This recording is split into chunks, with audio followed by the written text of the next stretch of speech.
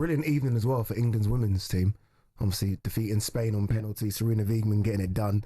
Again, Chloe Kelly, I think the hero again, although off the bench, which I don't know if it's good management, luck, fortune, but Serena Wiegman gets it done again, doesn't she? It is. Yeah, it is. It's you need a little bit of luck somewhere along the way, and I think England got it at different stages during the tournament. But even so, they've gone and they've won it. They've won it. And Wiegman has been fantastic. Absolutely. Strange enough, I watched the first half in a little restaurant cum bar, not too far from where I live, and then the second half, I raced out at half time to get the second half. It's only about 15 minutes away from my house, and it was interesting. And I was listening to talkSPORT's half time, and I have to say, she from the resident pundits, she being Wiegman, was getting a lot of stick. Yeah, for decisions that James wasn't fit. She had to come off, and it's interesting. And then she goes and wins the tournament, and everything is vindicated. So she's absolutely right. You'll notice that Martin has a sensitivity factor to all pundits that criticise managers. Oh, is that what it is, Martin? Didn't she deserve the critique? I mean, she won the tournament. What? Yeah. She won. That's right. Yeah, that's all you know. No, absolutely. Yeah. She won the tournament, and it's an interesting one. Here was the point I thought that they might think about. Well, some of them were saying about 5 or 6 players hadn't got their game time. They were sitting on the bench and hadn't been used, hadn't got their game time because they had really great seasons. But my point was, this was not the opening game against France. This was the final, of which England were in. Yeah. And at half time, even though they were being outplayed in terms of possession, they're still well in the game. And these are the point. So I do have an issue with that there, because this is the whole point. Wiegman has let me talk about James' situation. I'm sure that she had a look at it. James is a great player. Not injured. Hold on, great players can win the game. She would have spoken to the physiotherapist, she would have spoken to the medical team, she would have spoken to the lady herself and said, listen, are you all right?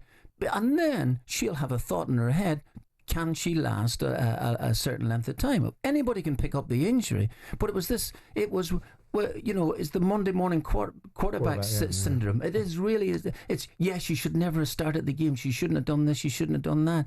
I'm sorry, the manager has to make these decisions, and she made it, and she's come up big. And that's the great thing. She's come up big. I think the narrative was set by the idea that they didn't use Chloe Kelly and Michelle Manniang the way that people thought they should. And I'm with him to some extent. It always fascinates me. It's one thing creating content for media broadcasts. It's another thing offering up opinions as if they're facts. None of these guys that offer opinions have ever walked in a manager's shoes, know what it's like to be a manager. There's a few exceptions. He's a manager, so he can talk to it more articulately than most people. Well, I listen to people. I remember listening to Robbie Savage years ago, with due respect to Robbie, making observations about Pep Guardiola, and I'm thinking, pack it in. I mean, I know he's got a big job now, Robbie, but the fact of the matter is, get a hold of yourselves. There's a balancing act between having a constructive opinion and a bit of objective observations and filling content, and literally going after managers that have forgotten more than you'll ever know, and I find it sometimes a bit strange. Yeah, it is back-to-back tournaments for Serena Wiegman as well now. Obviously got England to the final of the World Cup as well, so and one with the Netherlands as well too, and one with the Netherlands, as you say, back in 2019. It's a fantastic record. Yeah, it is. Really is fantastic. I mean, they did ride their luck, but as he will tell you, there's component parts, like people say, the harder you work, the luckier you become, right? The fact of the matter is, the Italians must be biting themselves off at the wrist because they should have had that job done. The Swedes the same, but they didn't. And the winners are England. I mean, obviously some of those penalties were pretty shocking.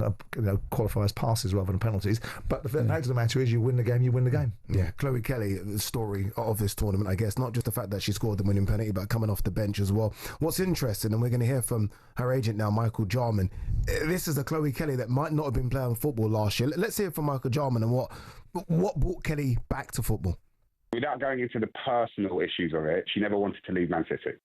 The whole point of it was that she was happy to stay at the club, but that her position had become untenable. And so she needed a way out. And with the Euros fast approaching, not even sitting on the bench in some instances, but basically just not playing any football for the next 4 to 5 months, especially with Serena saying that she needs minutes, was for her a situation that she couldn't. She had to push, and she had to push now to give herself the best opportunity to go out and perform. That's Michael Jarman there, the agent of Chloe Kelly, someone that you know very I spoke well. to Michael because there were challenges for Chloe. I'm not going to go into too much detail, but I don't think she was having a happy time at Manchester City, and there was an opportunity to go to Man United, and I think that was stopped.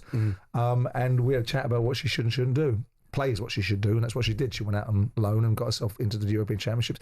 And I watched her during the various games during the tournament. I mean, I have to say, I have not watched inordinate amounts of women's football over the years because I get a bit tired of being shrieked at about how much of a responsibility it is for men's game to patronise the women's game. But notwithstanding, I've watched this tournament, and she's been a shining light in terms of the way that she looks as a footballer. With respect, she can hit a ball like a footballer at times. She's good. She can dribble past players, and she's got a yard of pace, and she takes people on. And she changes games. She definitely changes games. Now, I know there's an argument to start her. No problem. Find a space for her in the side. But at the end of it all, if she is actually happy to think, this is the role I want, I can do. I'm comfortable doing it. I'm not going to cause a ruckus here by saying I should be starting in the side. She has changed games. She has. Almost immediately as well, too, getting into the other girl as well, when Charlotte comes on. I mean, I also think that it's an interesting evolution in the women's game where the idea that they're very happy with what they've got. They're very happy with the manner in which they play. Now, polar opposite would be the men's game, where you're sat there with not being played and the nation's crying for you to be on. What would be seeing from the little islands in their own right of the men's football team that I should be playing. I should be starting. I'm unhappy with this and I'm unhappy with that. It'll change, I suspect. The more money comes into the game, the more successful they become, the more difficult they might become to manage. But right now, the women's game, as much as it might not be the division I want to make in the conversation, puts the men's game at international level to a little bit of shame, doesn't it? It does. The Spanish press, by the way, are not happy with Chloe Kelly. They've come out and said she's out of order for celebrating the way she did in front of the Spanish fans. I lived in Spain, and I've been in Spain when they've won European Championships and other competitions, and they are the worst winners. She did go right to them, though. She went straight to them. So what? So what? Get on with it. The Spanish are the worst when it comes to winning something. Their moniker is the land of envy, and let's be clear, they aren't gracious winners. So we'll have our wins where we take them, and they can get on with our celebrations. All right, let's hear from the manager, Serena Wiegman, who spoke about the Celtic tournament. You said it. Maybe Italy should have knocked them out. Sweden maybe should have knocked them out as well, but they didn't. This is what Serena Wiegman had to say after the game. I must admit that I always think this is the most chaotic and ridiculous tournament we have played. And every time we could come back, because in quarterfinal, semi-final, now in the final we came behind. But this, of course, we have players that have talent. And the togetherness of this team is really, really incredible. But also the belief that we can come back and that the players say we can win by any means. And we just never, ever give up. And today, too, of course, we had moments that we really had to fight to keep the ball out of our own net. Serena Wiegman there speaking to the press after winning another major tournament with England. Does she stay on? I mean, there was conversations pre-tournament about her leaving. And maybe some people have even saying going into the men's game. Well, Does she stay on with England? She's got a contract of 2027, and indications from what I understand is that she'll be honouring her contract. And there was debates about if they won the tournament, they didn't win the tournament, would she stay, would she not? She's got a World Cup to win. Yeah. That's evaded her. Yeah. So, with England, so she's got a World Cup to go and win, and the USA will be in that. And we know that the USA are very forceful in the women's game. So I would imagine that she stays. Yeah. What does this mean for the growth of female football? Obviously, look, it's been discussed sort of at length before, but again, now this is back-to-back tournaments. There are superstars emerging. Chloe Kelly. At what level? Domestic or international? Domestically. Well, in terms of the growth of the WSL. That's for the commercial sponsors to start stepping up and paying more money, because the thing about the women's football is there's not enough money going into it, and there's complaints about where the money goes. But that's on the commercial broadcasters. The BBC, virtue signaling the way to everything, put some more money into women's football, pay more for the rights. Yeah. If you believe it, back it. Well, exactly. And also, the fixtures and the domestic fixtures, they need bigger attendances. I mean, I see the atmosphere. I saw the kids and the environments and the families that are there, and the arguments that are being raised about women's football now being able to have alcohol in the stands because there's a different dynamic, and they're making that particular claim and opportunity. We'll see how it spikes the domestic leagues and how their attendances are, because you've got the one end of the spectrum, which is Arsenal and Chelsea and their levels, and then you get further down the pyramid and it drops off drastically, doesn't it? Dramatically.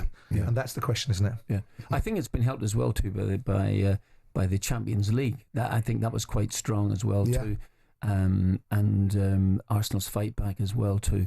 So, but I agree with Simon. Domestically, if you're looking outside the big 2 or 3 sides in the competition, you have to be looking at the stadiums that they're playing in, the crowds that are coming to the game, I think all of that there will definitely improve. And it can only improve really with England's success. Do the clubs of those sides, the ones that are struggling, that maybe aren't doing the numbers, need to invest a bit more in their female side of the game? Well, that's an argument. No, because they don't bring the money in. Well, that's What's an the argument. argument? The argument that can rage is what should the clubs do and how they should do it. I think they subsidise tickets. I think there's an argument about where they play at times, but what do you want to do? You want to play in a massive stadium that you don't fill with no atmosphere, or in a smaller stadium that you can fill. I think it's incumbent upon these so-called broadcasters that will tell us what they support, and they're all about the DEI initiatives. Okay, well, come on then. Let's say you put some more money into the game, because I get quite irritated when I listen to some of the pundits like Karen Carney come out with some of their nonsense about what the game should be doing. Oh, the game was taken away from the women in the 70s, 80s. It's the responsibility of the men. Well, you can have the 70s and 80s back. Those years were full of hooligans and no money. Right? The reality of it is that the women's game is a massive opportunity, and the big thing that I felt was when I was around a lot of investor committees over the last couple of years looking at football, they're all talking about buying women's football teams, separating them from the men's team and giving them an opportunity to be successful. The challenge for that now is that Chelsea have already rinsed all the value out by creating this opportunity to sell a women's team for 200 million quid to subsidise their PSR on the men's side. Look, I think there was huge growth opportunities in the women's game. There's still lots of need for investment in quality, because I do think that the quality is not quite where it needs to be, but it is on the move, and I think it's a great thing. And you see all of these families, all of these kids, and the atmosphere that's created around women's football, and I think there's a lot of positives to it. Yeah, it's definitely growing rapidly. Well done to Sarina Wiegman and the England women's team. All right.